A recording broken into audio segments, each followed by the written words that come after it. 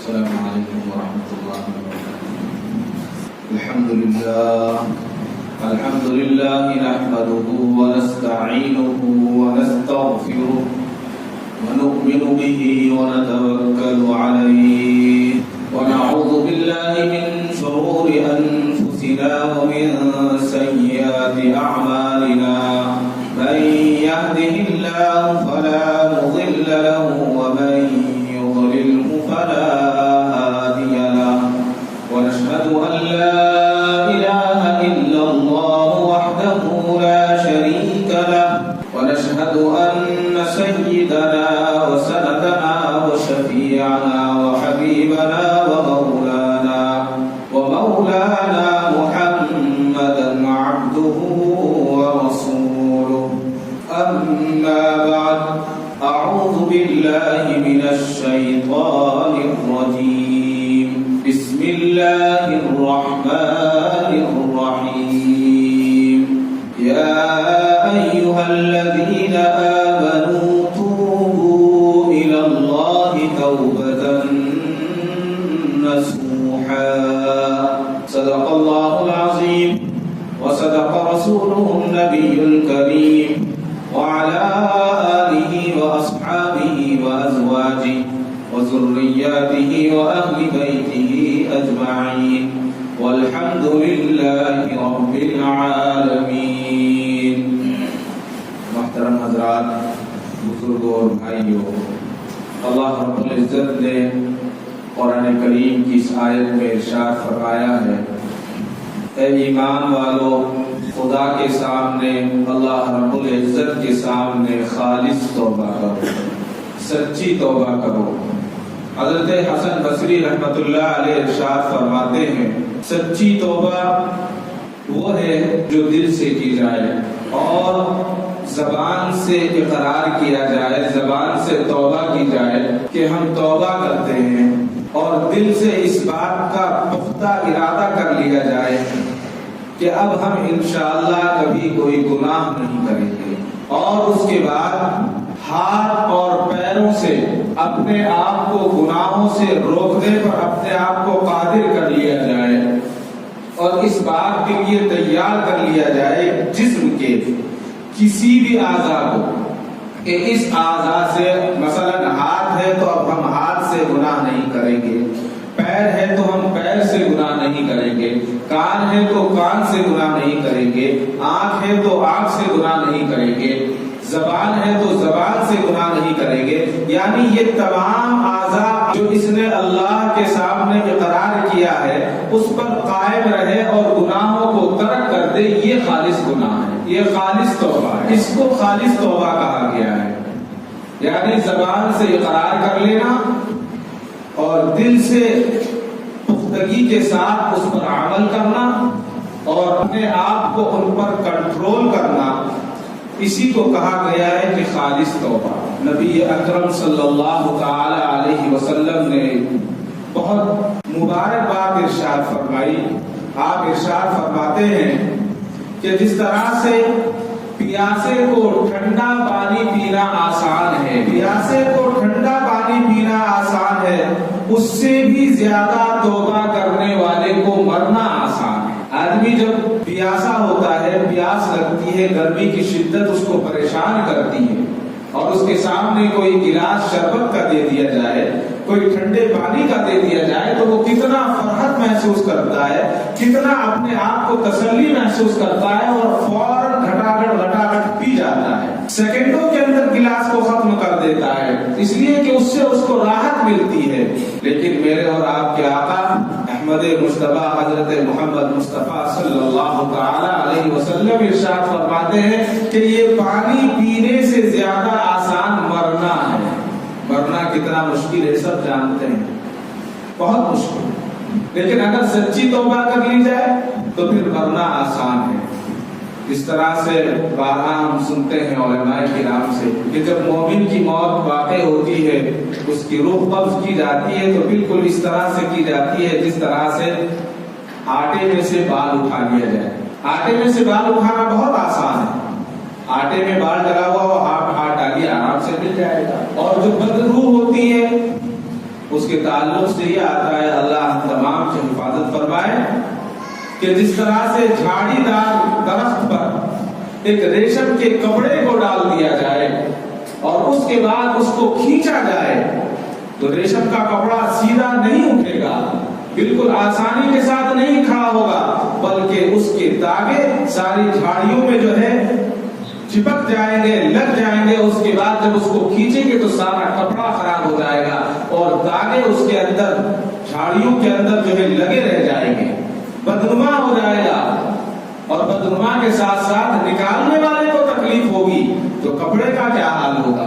بد روحوں کا یہ حال ہوتا ہے۔ اور جو نیک روحیں ہوتی ہیں، اللہ اکبر، بارہا ہم نے واقعات کو سنا کہ بات کرتے کرتے، کلمہ پڑھتے پڑھتے، سمجھاتے سمجھاتے آدمی کو ایسا لگتا ہے کہ یہ ابھی بولنے والا ہے، مرنے کے 10-10 گھنٹے بعد 20-20 گھنٹے گزر جاتے ہیں اور آدمی دیکھنے والا میت کو دیکھتا رہتا ہے اور ایسا لگتا ہے کہ یہ سو رہا ہے۔ یہ نیک روحوں کا معاملہ ہے، نیک روحوں کا معاملہ ہے۔ اور جو بدروحیں ہوتی ہیں، اللہ ہم تمام کی حفاظت فرمائے۔ بدروحوں کا معاملہ بھی دیکھا، دنیا میں بہت سارے واقعات روزانہ لوگ دیکھتے ہیں کہ ان کو دیکھنے کے بعد وحشت ہوتی ہے۔ غسل دینے والے ڈرتے ہیں کہ کسی طرح سے جلدی پانی ڈال دیں اور اس سے اپنی جان کو بچائیں، کسی طرح سے ہم اس سے دور ہو جائیں۔ وجہ یہ ہے کہ جو پاکیزہ روح ہوتی ہیں، اللہ تبارک و تعالیٰ اس کی حفاظت فرماتے ہیں اور اس سے قدرتی طور پر اللہ تبارک و تعالیٰ محبت ڈال دیتے ہیں دلوں میں، اور ہمیں محبت ہو جاتی ہے اور ہم جو ہے ان کی قدردانی کرتے ہیں، ان کی باتوں کو یاد کرتے ہیں اور ان کے کارناموں کو دہراتے ہیں، ان کی سیرتوں کو بیان کیا جاتا ہے۔ حضور اکرم صلی اللہ تعالی علیہ وسلم نے کتنا اچھا، آپ کا کتنا پیارا ارشاد ہے کہ ٹھنڈے پانی پینے سے زیادہ آسان توبہ کرنے والے کو مرنا آسان ہے۔ اور آج انسان دنیا میں گناہ کیوں کرتا ہے؟ انسان کی کوشش یہ ہوتی ہے کہ رزق کے لیے جھوٹ بولتا ہے، پیسہ کمانے کے لیے جھوٹ بولتا ہے، جبکہ ان تمام چیزوں کی ذمہ داری اللہ تبارک و تعالیٰ نے اپنے ذمہ لے رکھی، لیکن انسان ہے کہ بے صبرا ہے، اس کو صبر نہیں ہے۔ ایک مرد صالح کے تعلق سے آتا ہے کہ ایک نیک شخص تھا اور دریائے دجلہ کے کنارے جا رہا تھا، سفر میں ہے، جا رہا ہے، دیکھتا کیا ہے کہ دریائے دجلہ کے کنارے 2 درخت کھڑے ہوئے، ایک ہرا کھجور کا درخت ہے، ایک سوکھا ہوا کھجور کا درخت ہے، اور ہرے کھجور کے درخت پر تازی کھجوریں لٹک رہی ہیں اور سوکھا جو کھجور کا درخت ہے اس پر کچھ نہیں ہے۔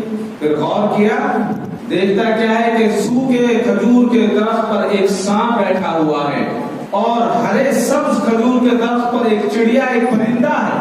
وہاں سے وہ کھجور اپنی چونچ میں اٹھاتا ہے اور اٹھانے کے بعد اس سوکھے درخت کی طرف آتا ہے اور سانپ کے منہ میں وہ کھجور ڈال دیتا ہے۔ اس نیک شخص نے دیکھا کہ اللہ اکبر، یہ اللہ کا کیا نظام ہے۔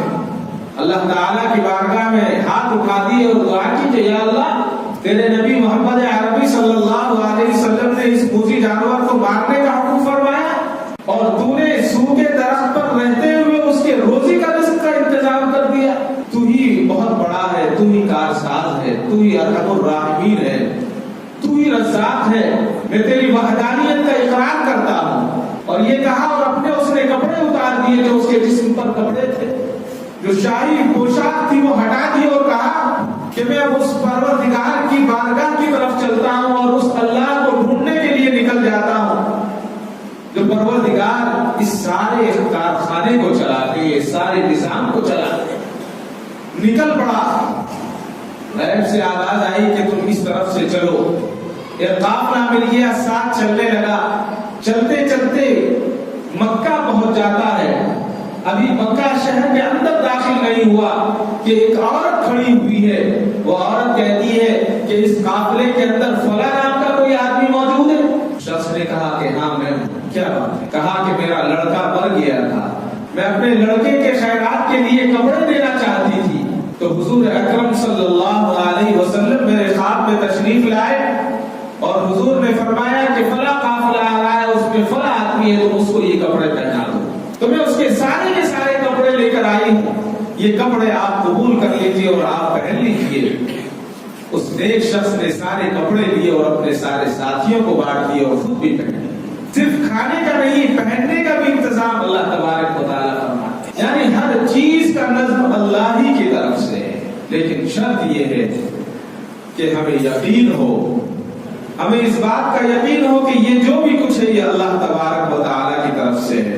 اور جب انسان سچی توبہ کر لیتا ہے تو اللہ تبارک و تعالیٰ اس کی بات کو سننے لگتے ہیں، وہ جو چاہتا ہے وہ اللہ تبارک و تعالیٰ کرتے ہیں۔ حضرت موسیٰ علیہ السلام کے زمانے میں ایک شخص تھا، ہمیشہ توبہ کرتا اور توبہ کرنے کے بعد کچھ دنوں کے بعد اپنی توبہ سے پھسل جاتا، بھول جاتا اور پھر غلطی کرتا، پھر گناہ کر دیتا، پھر توبہ کرتا۔ اللہ تبارک و تعالیٰ نے حضرت سیدنا موسیٰ علیہ السلام سے حکم دیا، آپ کے ذریعے وحی نازل فرمائی آپ پر کہ آپ فلاں بندے سے کہہ دیں کہ وہ توبہ کرتا ہے پھر گناہ کر لیتا ہے، ہم اس سے ناراض ہیں، وہ ایسا نہ کرے، آئندہ جب وہ توبہ کر لے تو پھر گناہ نہ کرے۔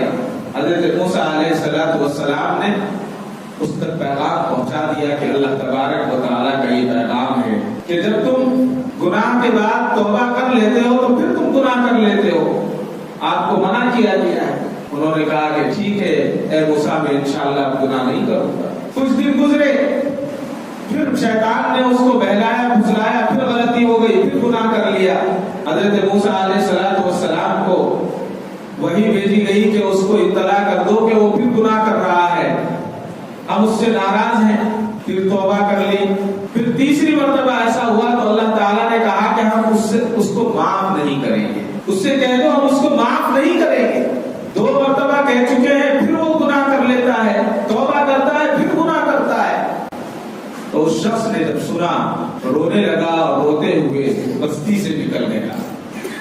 بستی سے نکلا اور بستی سے نکلنے کے بعد اللہ تبارک و تعالیٰ کے آگے گڑ گڑاتا ہے اور روتا ہے اور کہتا ہے اے اللہ، کیا آپ کی رحمت چھوٹی ہو گئی ہے جو میرے گناہ معاف نہیں کر رہی ہے، یا میرے گناہ اتنے بڑے ہو گئے ہیں کہ اب آپ کی رحمت میرے گناہ معاف نہیں کر سکتی؟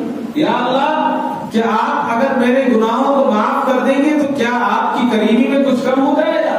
آپ تو ارحم الراحمین ہیں، آپ تمام کو پالنے والے ہیں، مجھ سے گناہ ہو گیا ہے، آپ کی رحمت اتنی وسیع ہے اور میرا گناہ اتنا بڑا ہو گیا ہے کہ آپ مجھے معاف نہیں کر رہے ہیں۔ اے اللہ، اگر تو مجھے معاف نہیں کرتا تو مجھے یہ منظور ہے، لیکن میں آپ سے ایک درخواست کرتا ہوں، ایک دعا مانگتا ہوں۔ اللہ تعالیٰ سے دعا مانگتا ہے اور کہتا ہے اللہ، میں تو آپ سے یہ دعا مانگتا ہوں کہ دنیا میں جتنے گنہگار ہیں تمام کے گناہ مجھ پر ڈال دیے جائیں، اس لیے کہ آپ مجھے تو معاف نہیں کریں گے اور دوسرے جو لوگ ہیں ان کے گناہ بھی ہیں، آپ جب ان کے گناہ مجھ پر ڈال دیں گے تو میں جلتا رہوں گا، میں آپ کے عذاب کو ماننے کے لیے تیار ہوں، آپ کے عذاب میں مبتلا ہونے کے لیے تیار ہوں، لیکن میری ایک یہ درخواست ہے کہ جتنے بھی لوگ ہیں ان کے گناہ مجھ پر ڈال دیے جائیں تاکہ ان پر آپ کا عذاب نہ ہو، تاکہ ان کی مغفرت ہو جائے۔ اللہ تبارک و تعالیٰ کی رحمت کو جوش آ گیا۔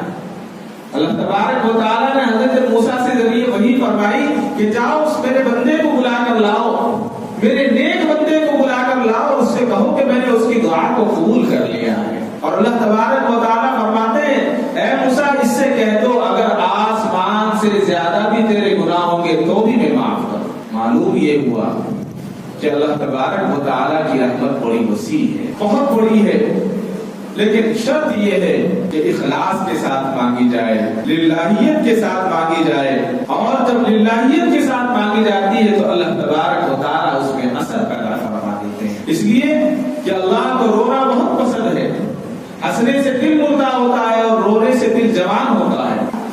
حضرت رابعہ بصریہ رحمہ اللہ علیہ آپ کے تعلق سے آتا ہے کہ جب آپ دعا کیا کرتی تھی، رویا کرتی تھی، اور اگر وہاں خالی زمین ہوتی تو ایسے روتی کہ آپ کے آنسو جس زمین پر گرا کرتے تھے تو وہاں گھاس سوکھ جایا۔ ہے کوئی شخص ایسا رونے والا؟ ہم تصور بھی نہیں کر سکتے، یعنی جب وہ روتی اور ان کے آنکھوں کے آنسو زمین پر گرتے تو وہاں گھاس سوکھ جاتی تھی۔ اور جب انسان سچی توبہ کر لیتا ہے اور سچی توبہ کرنے کے بعد اس پر قائم رہتا ہے تو اللہ تبارک و تعالیٰ اس کے اسباب پیدا فرما دیتے ہیں، گناہوں سے بچنے کے اسباب پیدا فرما دیتے ہیں۔ ہندوستان میں بہت بڑے بزرگ گزرے ہیں، حضرت خواجہ مشکی رحمت اللہ علیہ. حضرت خواجہ مشکی رحمت اللہ علیہ کے تعلق سے آتا ہے کہ جوان تھے، نہایت خوبصورت تھے. ایک دن اپنے گھر سے نکلے، کہیں جا رہے تھے، راستے میں گلی سے گزر رہے ہیں تو ایک دروازے پر ایک بڑھیا کھڑی ہوئی ہے. اس بڑھیا نے کہا کہ بیٹا رکو، آپ سے یہ نوجوان ایک کام ہے. کہا کہ کیا کام ہے؟ کہا کہ میرے گھر میں میری جو مالکن ہے جس کے یہاں میں کام کرتی ہوں وہ بیمار ہے اور وہ یہ چاہتی ہے کہ کوئی شخص آ کر اس کے چہرے پر دم کر دے، کچھ پڑھ کے پھونک دے تاکہ اس کو صحت یابی مل جائے، اس کی بیماری ختم ہو جائے. تو میں آپ سے گزارش کرتی ہوں کہ آپ اندر چلیں اور میری مالکن کے اوپر کچھ دم کر دیں تاکہ وہ جو بیمار ہے اس سے اس کو شفا یابی مل جائے. انہوں نے کہا ٹھیک ہے چلتا ہوں. تو خواجہ صاحب اندر چلے گئے. جب اندر داخل ہوئے، اندر داخل ہونے کے بعد اس خاتون نے، اس بڑھیا نے دروازہ بند کر دیا، تالا لگا دیا. اندر پہنچے تو ایک خاتون نہایت خوبصورت جوان عورت بیٹھی ہوئی ہے. حضرت خواجہ نے کہا کہ آپ نے کہا تھا کوئی بیمار ہے. انہوں نے کہا کہ اب خاموش رہو، دروازہ بند ہو گیا ہے. میں نے تمہیں دم اور درود کے لیے نہیں بلایا ہے، میں نے تو تمہیں اس لیے بلایا ہے کہ تم میرے ساتھ منہ کالا کرو، تم میرے ساتھ گناہ کرو. مجھے اس گناہ کی خواہش ہے، تم گناہ میں مبتلا ہو جاؤ. حضرت خواجہ نے کہا کہ یہ تو غلط ہے، مجھے دھوکے کے ساتھ آپ نے بلایا، یہ تو ٹھیک نہیں ہے. اس نے کہا کہ ٹھیک ہے یا نہیں اس کو میں نہیں جانتا. دروازے پر تالا لگا دیا گیا ہے. اگر تم یہاں سے بھاگنے کی کوشش کرو گے، تم جانے کی کوشش کرو گے اور میری بات کو نہیں مانو گے تو میں شور مچا دوں گی اور محلے والوں کو اکٹھا کر لوں گی اور تمہیں سنگسار کروا دوں گی. تمہیں پتھر مار مار کر تمہیں ہلاک کر دیا جائے گا. یا تو تم گناہ کرنے پر راضی ہو جاؤ یا مرنے پر راضی ہو جاؤ، دو میں سے ایک راستہ چن لو. اللہ تعالیٰ جب انسان گناہوں سے بچنے کی کوشش کرتا ہے تو اسباب بھی پیدا فرما دیتے ہیں. اللہ تعالیٰ نے اس کے ذہن میں ایک بات ڈالی. انہوں نے کہا کہ ٹھیک ہے میں گناہ کے لیے تیار ہوں لیکن مجھے استنجے کی حاجت ہے، میں پہلے استنجا کروں. اور کہا کہ ٹھیک ہے، کم سے کم یہ تیار تو ہوا. استنجے کے لیے گئے. استنجے کے بعد جب انہوں نے قضائے حاجت کی، بیت الخلا کیا تو ان کے فوراً ذہن میں آیا. انہوں نے بیت الخلا کو اٹھایا، اپنے کپڑوں پر اپنے جسم پر مل لیا اور ملنے کے بعد پھر وہ اس خاتون کے پاس آئے. اس نے دیکھا یہ تو کوئی دیوانہ ہے، یہ تو پاگل ہے، اس نے ساری گندگی اپنے جسم پر لگا لی اور فوراً دروازہ کھول دیا اور کہا کہ تم یہاں سے بھاگو، یہاں سے نکلو. حضرت خواجہ رحمت اللہ علیہ پاک کے پاک جیسے پاک گئے تھے ایسے ہی پاک واپس نکلے. ابھی باہر نکلے ہی ہیں کہ گندا جسم ہو رہا ہے، ابھی بھیگے ہوئے کپڑے ہیں، گندے ہیں، لیکن ان کپڑوں سے خوشبو آنی شروع ہو گئی. ان کپڑوں سے مشک کی خوشبو آنی شروع ہو جاتی ہے اور ساری زندگی آپ کے جسم سے مشک کی خوشبو آتی ہے. کسی نے پوچھا حضرت خواجہ مشکی رحمت اللہ علیہ، اے خواجہ مشکی یہ خوشبو مشکی کہاں سے لگاتے ہو، کہاں سے آتی ہے؟ تو انہوں نے کہا کہ یہ میں نے کوئی خوشبو مشکی نہیں لگا رکھی ہے، بلکہ میں نے اپنے آپ کو بچانے کے لیے گندگی سے اپنے آپ کو لیپ لیا تھا. گندگی اپنے آپ کے اپنے جسم پر لگا لی تھی تو اللہ نے اس گندگی کو مشک میں تبدیل کر دیا اور ان کو ان کے نام سے نہیں بلکہ خواجہ مشکی کے نام سے لوگ جاننے لگے. جب انسان توبہ کرتا ہے تو اللہ تبارک و تعالی اس کے لیے اسباب بھی پیدا کر دیتے ہیں اور اس کو دنیا میں مقبول فرما دیتے ہیں. بہت مشہور واقعہ آپ نے بار بار سنا ہوگا، حضرت بایزید بستامی رحمت اللہ علیہ. حضرت بایزید بستامی رحمت اللہ علیہ کے بستی میں ایک خاتون رہتی تھی جو بدکار تھی، فاحشہ تھی، جس کا کام نوجوانوں کو اپنی طرف مبتلا کرنا، اپنی طرف متوجہ کرنا اور اپنے حسن سے ان کو برباد کرنا اس کا کام تھا. حضرت بایزید بستامی رحمت اللہ علیہ کو معلوم ہوا کہ ہمارے بستی میں ایک خاتون رہتی ہے اور اس کا کام ہی یہ ہے کہ نوجوانوں کی زندگیوں کو خراب کرتی ہے اور گناہوں میں مبتلا کر دیتی ہے. حضرت بایزید بستامی رحمت اللہ علیہ اس خاتون کے گھر پر چلے گئے. سب کو پتا ہے کہ اللہ کے بزرگ ہیں، اللہ والے ہیں، نیک ہیں. حضرت آپ اس خاتون کے دروازے پر جا کر بیٹھ جاتے ہیں. اب جب کوئی نیک آدمی کسی کے دروازے پر جا کر بیٹھ جائے گا تو گناہ کرنے والے کی ہمت نہیں ہوگی کہ وہاں پہنچ جائے. کسی نوجوان کی ہمت نہیں ہوئی کہ کوئی اس کے گھر کی طرف جائے. شام ہو گئی, کوئی نہیں آیا. اس نے اپنی باندی سے کہا, کام والی سے کہا کہ کیا بات ہے, آج کوئی میرے پاس نہیں آیا, میرے حسن کو خریدنے کے لیے کوئی نہیں آیا ہے. باندی نے کہا کہ باہر بایزید بستامی بیٹھے ہوئے ہیں. کہا کہ کیوں بیٹھے ہیں, کہ معلوم نہیں, کہ بلاؤ کیا بات ہے پوچھو ان سے. حضرت بایزید بستامی رحمۃ اللہ علیہ کو بلایا, آپ تشریف لائے اندر. کہا کیا بات ہے. حضرت نے کہا کہ میں بھی ایک رات سونا چاہتا ہوں. اس نے کہا کہ ٹھیک ہے, لیکن آپ کو معلوم ہے کہ میری کیا قیمت ہے. عورت نے کہا میری قیمت معلوم ہے. حضرت نے کہا کہ نہیں, مجھے نہیں معلوم. کہا کہ میں 200 اشرفیاں لیتی ہوں ایک رات کی کسی کے ساتھ رہنے کے لیے. حضرت بایزید بستامی رحمۃ اللہ علیہ نے اپنی جیب سے پوٹلی نکالی اور 100 اشرفیاں تھی اس کو دے دی, اور دینے کے بعد کہا کہ میرے پاس تو یہی ہے, اگر یہ چاہیے تو لے لیجیے. خاتون نے لے لیے. کہا کہ کیا چاہتے ہو. حضرت بایزید بستامی رحمۃ اللہ علیہ نے اپنا جھبا اتارا اور جھبا اتار کر اس خاتون کو دیا اور کہا کہ میں یہ چاہتا ہوں کہ یہ جھبا پہنو, اور جھبا پہن کر 2-4 قدم میرے سامنے چلو. اس خاتون نے کہا یہ تو بہت آسان. جھبا پہن لیا. جھبا پہننے کے بعد 2-4 قدم چلی. حضرت بایزید بستامی رحمۃ اللہ علیہ سجدے میں گر جاتے ہیں اور کہتے ہیں کہ اے اللہ, یہاں تک کا کام میرا تھا, میں نے تیرے نیک بندے کا لباس اس خاتون کو پہنا دیا, آگے کا کام تیرا ہے.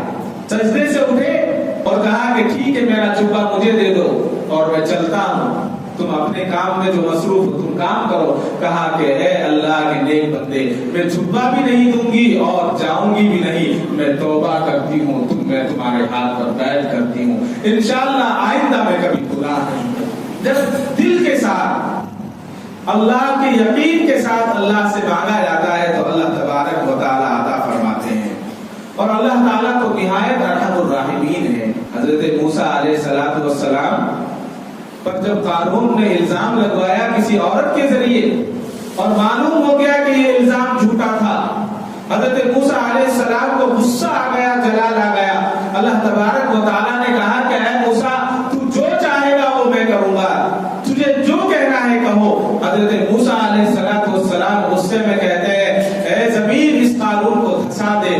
زمین میں قارون دھس جاتا ہے. پھر کہتے ہیں کہ اور دھس جا, تو اور دھس جاتا ہے. پھر حضرت موسیٰ علیہ السلام غصے میں کہتے ہیں اے زمین تو اسے نگل لے. زمین قارون کو نگل لیتی ہے اور زمین برابر ہو جاتی ہے. اللہ تبارک و تعالیٰ نے حضرت موسیٰ علیہ السلام سے کہا کہ اے موسیٰ, میں جانتا ہوں تم پر تہمت لگائی تھی, بہتان لگایا تھا, تمہیں غصہ آ رہا تھا, لیکن میرے عزت و جلال کی قسم اے موسیٰ, اگر مجھ سے قارون ایک مرتبہ معاف کرنے کو کہتا تو میں اسے معاف کر دیتا. حضرت موسیٰ کے سامنے گڑ گڑاتا رہا, لیکن آپ نے معاف نہیں کیا. اور اللہ تبارک و تعالیٰ اتنے ارحم الراحمین ہیں, فرماتے ہیں کہ اگر ایک مرتبہ قارون مجھ سے معافی مانگ لیتا تو میں اس کو معاف کر دیتا.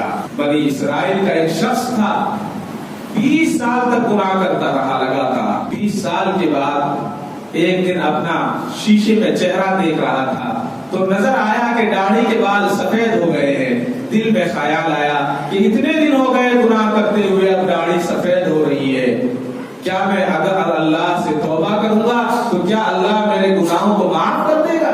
غیب سے آواز آئی, اے بندے, تو مجھ سے دور تھا, میں تجھ سے دور تھا, تو نے میری نافرمانی کی, میں نے پھر بھی تجھے ڈھیل دی, میں نے پھر بھی تجھے چھوڑ دیا, اور آج جب تو میرے پاس آ رہا ہے, آج تو توبہ کرنے کی توفیق تجھے میں دے رہا ہوں, اور تو توبہ کرتا ہے تو میں تجھے سب سے زیادہ عزیز رکھتا ہوں, میں تجھے سب سے زیادہ پسند کرتا ہوں, تو آجا اور توبہ کر لے.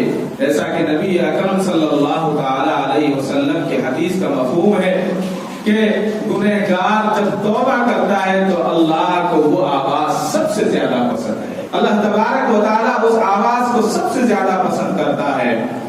حضرت انس رضی اللہ تعالیٰ عنہ ارشاد فرماتے ہیں، جس کو مولانا عبد الرحمن صفی رحمۃ اللہ علیہ نجات المجالس میں صفحہ نمبر 105 پر لکھتے ہیں کہ حضرت انس رضی اللہ تعالیٰ عنہ ارشاد فرماتے ہیں کہ نبی اکرم صلی اللہ تعالیٰ علیہ وسلم ایک مرتبہ اپنی امت کے گناہوں کے تعلق سے متفکر تھے، بہت زیادہ پریشان ہیں کہ میری امت کے گناہوں کا کیا ہوگا، میری امت گناہ کرتی ہے، ان گناہوں کی تلافی کیسے ہوگی، اللہ تبارک و تعالیٰ ان کو کیسے معاف فرمائیں گے۔ ابھی بیٹھے ہوئے ہیں کہ ایک خوبصورت پرندہ حضرت حضور اکرم صلی اللہ تعالی علیہ وسلم کے سامنے سے گزرتا ہے۔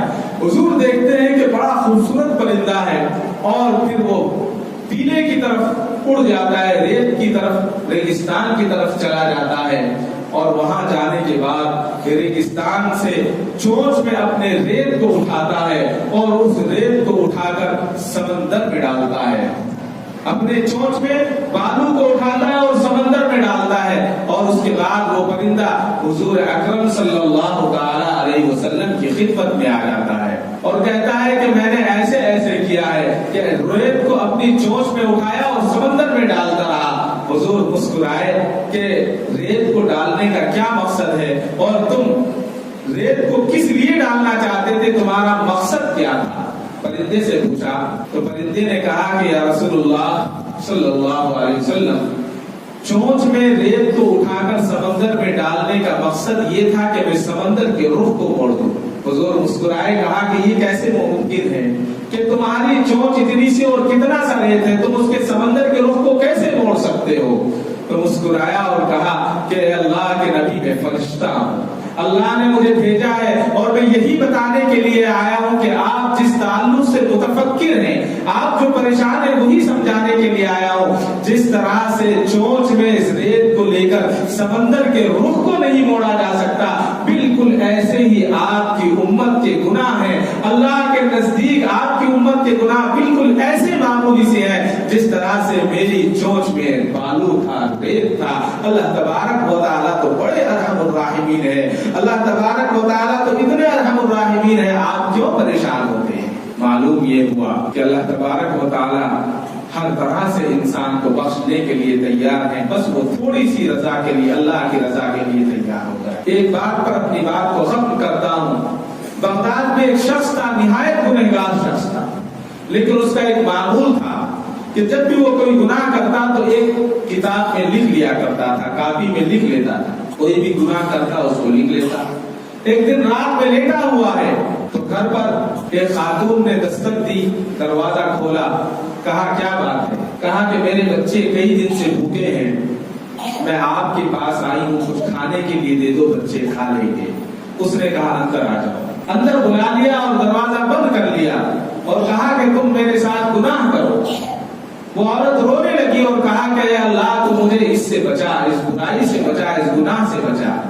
اور اس شخص سے کہا کہ اللہ سے ڈرو، اللہ تبارک و تعالیٰ سے ڈرو، یہ بہت بڑا گناہ ہے۔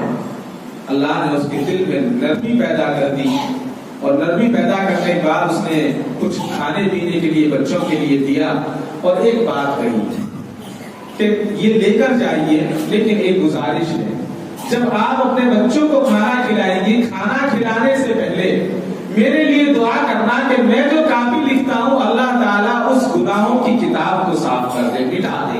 اس نے کہا ٹھیک ہے۔ وہ لے گئی، دل میں درد تھا، کھانا پکایا، بچوں کے سامنے رکھا، بچے کھانے کے لیے بیٹھے، کہا کہ رک جاؤ، ابھی کھانا مت، جس نے کھانے کے لیے دیا ہے وہ اللہ کا بہت اچھا بندہ ہے، اس نے یہ کہا ہے کہ میں روز ایک کاپی میں اپنے گناہوں کو لکھتا ہوں، یہ دعا کر دو کہ میرے وہ گناہ مٹ جائیں۔ تو انہوں نے، بچوں نے دعا کی، کھانا کھا لیا، سو گئے۔ اس صاحب نے دوسرے دن کاپی کھول کر دیکھی تو ساری کی ساری کاپی سفید ہے، اس میں کوئی گناہ لکھا ہوا نہیں ہے۔ فوراً کاپی کو اٹھایا، اپنی ماں کے پاس گیا اور ماں سے کہا کہ اماں جان میرے سارے گناہ مٹ گئے، اللہ تعالیٰ نے ساری کتاب کو میری صاف کر دیا ہے۔ کہا کہ بیٹا کیا ہوا؟ کہا کہ میں گناہ جو لکھتا تھا، رات میرے ساتھ یہ واقعہ پیش آیا۔ ایک خاتون آئی اور خاتون نے کہا کہ یہ میں گناہ لکھتا ہوں، وہ میرے بچے بھوکے ہیں، آپ اس کے لیے کچھ دے دیں۔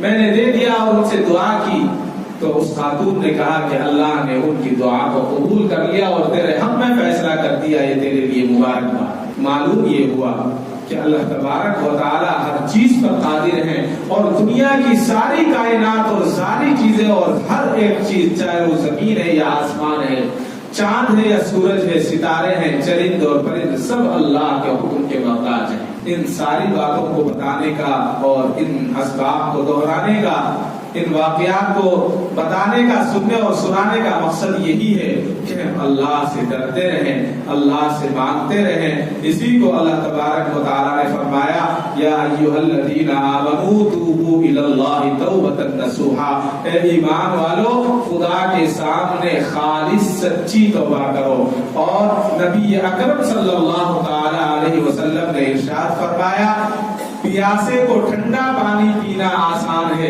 اس سے بھی زیادہ آسان جو ہے توبہ کرنے والے کو مرنا آسان ہے۔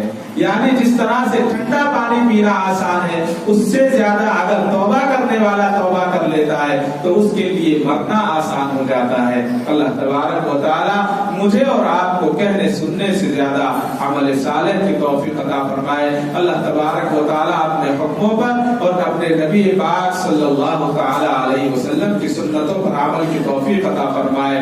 وآخر دعوانا الحمدللہ رب العالمین۔